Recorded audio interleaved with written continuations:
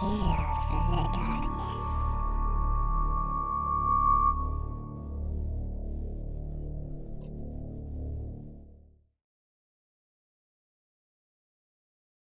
The Tale of the Car Keys.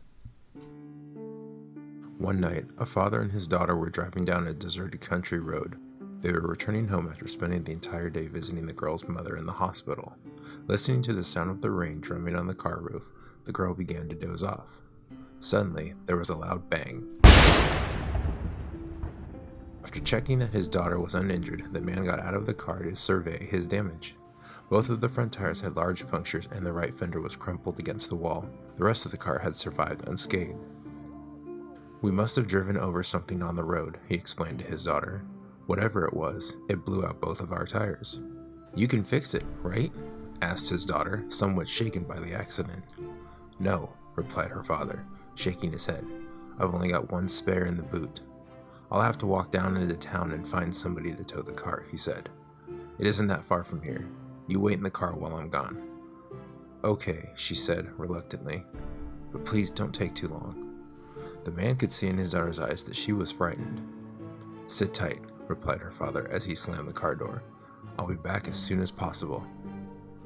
His daughter watched him in the rearview mirror as he trudged off down the road in the pouring rain and disappeared into the night. More than an hour passed and her father still had not returned. The girl began to wonder what was taking him so long. She was very worried because he should have been back by now. Just then, she glanced in the rearview mirror and saw a figure in the distance walking towards the car.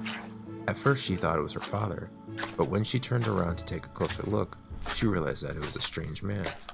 He was dressed in overalls and had a big bushy beard. He was carrying something large in his left hand, swinging it back and forth. Something about him made her very nervous. As he approached, she stared out the back window and squinted her eyes. In the dim light, she could just make out what he was clutching in his right hand. It was a big, sharp butcher's knife. Thinking quickly, the terrified girl locked both doors in front of the car, then jumped into the back seat and locked the rear doors. When she looked up again, she saw that the strange man had stopped in his tracks and seemed to be staring directly at her. Suddenly, the man raised his hand, and the girl let out a blood-curdling scream. In his left hand, he was clutching her father's severed head. She just kept screaming and screaming. She couldn't stop herself. Her heart was pounding and she struggled to breathe.